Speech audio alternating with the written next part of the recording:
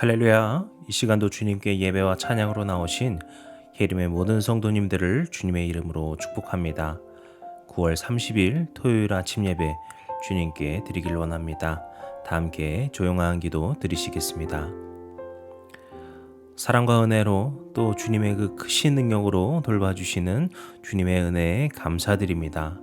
오늘도 주님을 예배하길 원하는 우리의 마음을 받아주시고 우리의 예배 가운데 오직 주님만이 높여받으시는 사랑의 제사 될 수 있도록 주님 흠양 받아 주시옵소서. 이 시간에 모든 시간을 주님께 맡겨드립니다.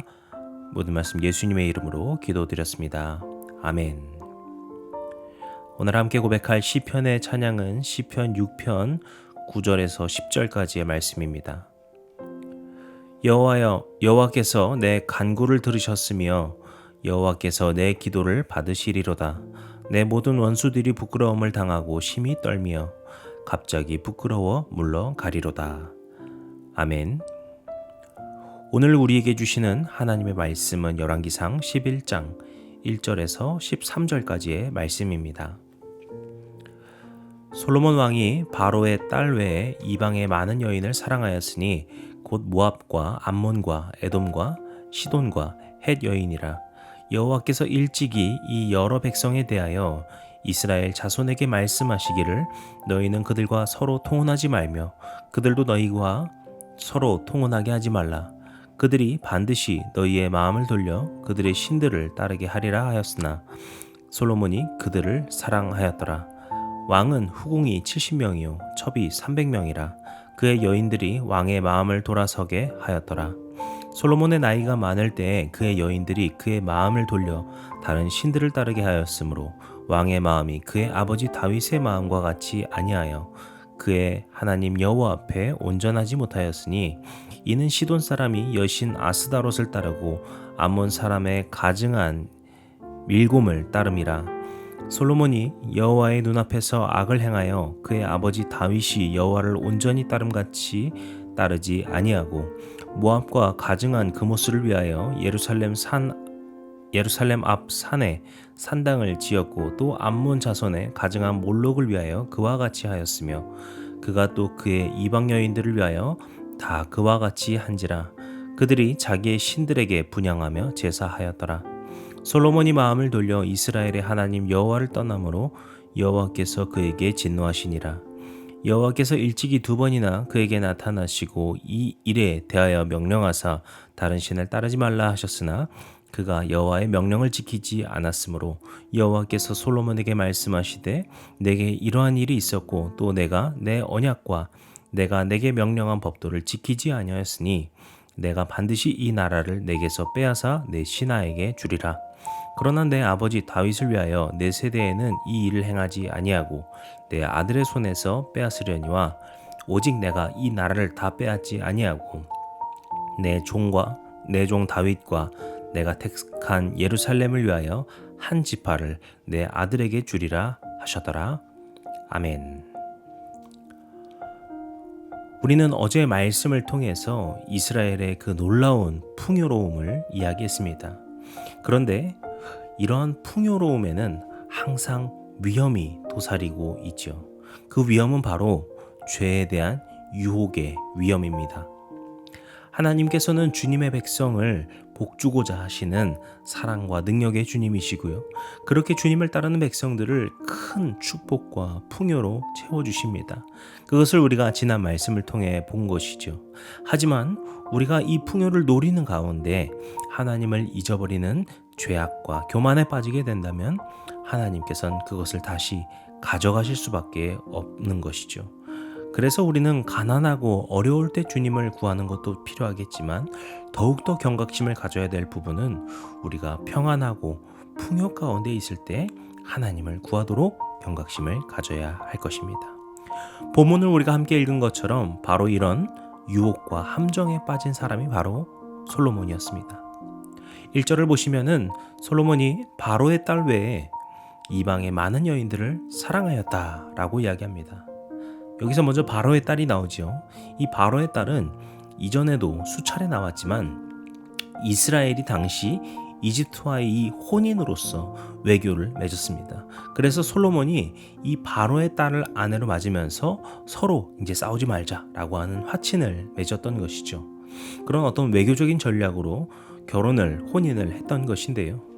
그래서 왕궁을 지을 때도 보시면은요, 바로의 딸을 위한 공간이 있다라는 것을 알 수 있습니다. 그런데 제가 이 부분에 대해서 지난 말씀을 나눌 때에도 한번 말씀드렸지만, 이것이 당시 외교적으로 어쩔 수 없다라고 볼 수도 있겠지만 또 다른 한편 매우 위험하다라는 것도 말씀드렸습니다. 왜냐하면 결국에 그 어쩔 수 없는 것들이 죄로 발전하기 때문입니다. 그렇게 솔로몬도 결국 죄에 빠지게 되죠.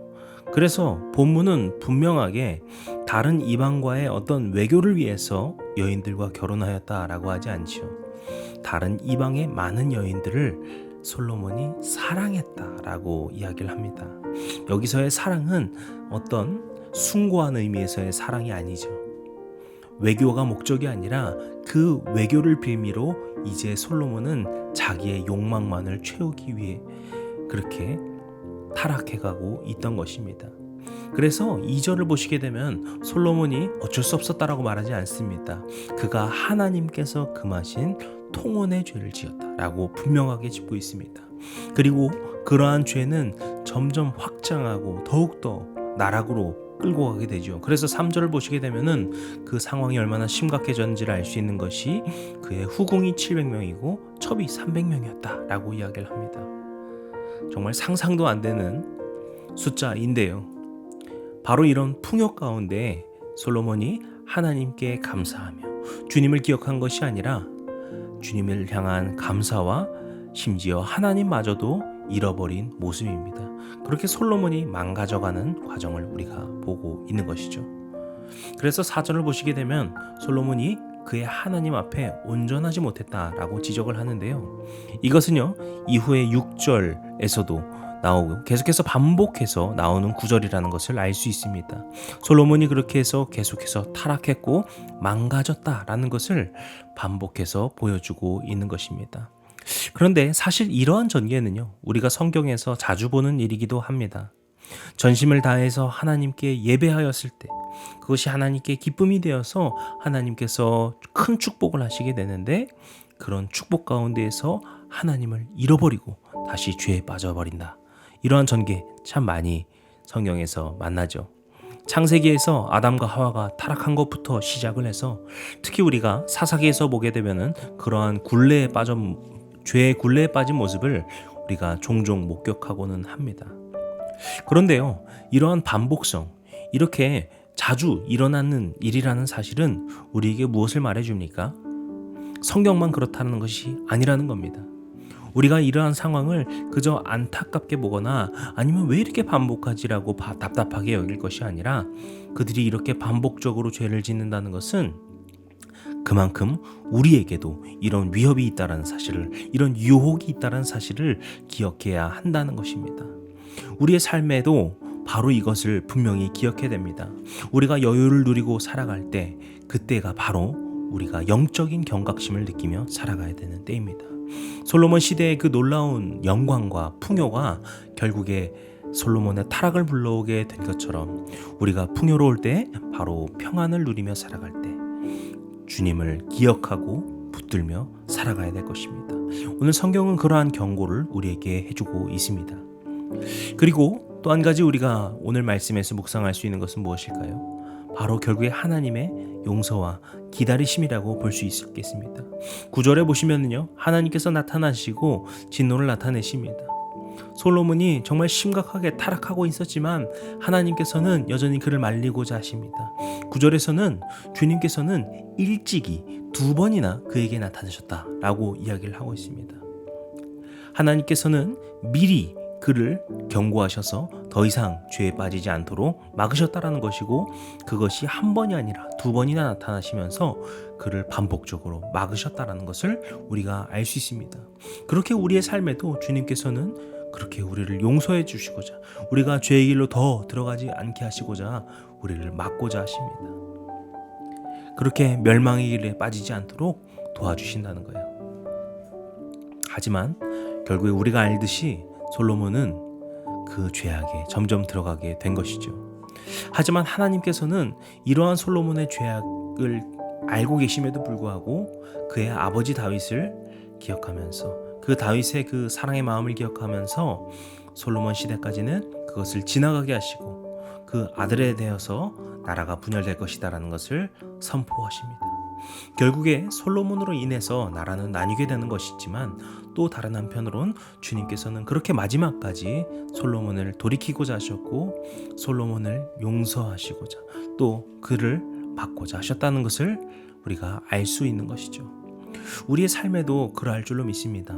주님께서 그렇게 우리를 막고자 우리가 더욱더 죄에 깊이 들어가지 않게 하시고자 붙들고 계신다는 것을 기억해야 합니다. 그래서 우리는 죄에 대해서 빨리 자각하고 우리 스스로를 돌아보고 그 죄로부터 떠나야 할 것입니다. 사랑하는 성도 여러분, 오늘 주님께서 주시는 그 마음을 기억하며 주님의 그 사랑과 용서의 마음, 우리를 향한 기다리시는 그 성실한 사랑, 그 인내의 사랑을 기억하며 살아가시는 저와 여러분이 되시기를 주님의 이름으로 간절히 축복합니다. 기도하시겠습니다. 오늘도 우리를 바라봐 주시고 우리의 심령 가운데 함께 하셔서 우리를 용서하시고 돌봐주시는 사랑과 능력의 아버지 하나님, 주님의 은혜로 우리가 살아감을 기억하고 우리에게 주신 그 모든 것에 늘 항상 감사하며 주님의 내주하심을 우리가 마음에 품고 살게 하여 주시옵소서. 우리의 삶을 인도하시는 분이 오직 주님이시고 우리의 삶을 만지시는 분이 주님이시고 우리의 삶을 완성하시는 분이 오직 주님이시라는 것을 기억하며 우리가 오직 겸손한 마음으로 주님께 나아갈 수 있는 그런 우리의 영적인 삶 될 수 있도록 축복하여 주시옵소서. 모든 삶 주님께 맡겨드립니다. 모든 말씀 예수님의 이름으로 기도드렸습니다. 아멘. 이제 줄기도문 함께 드리시고 오늘 예배를 마치도록 하겠습니다. 하늘에 계신 우리 아버지여, 이름이 거룩히 여김을 받으시오며 나라의 임하옵시며 뜻이 하늘에서 이룬 것 같이 땅에서도 이루어지이다. 오늘날 우리에게 일용할 양식을 주옵시고 우리가 우리에게 죄진 자를 사하여 준 것 같이 우리 죄를 사하여 주옵시고 우리를 시험에 들게 하지 마옵시고 다만 악에서 구하옵소서.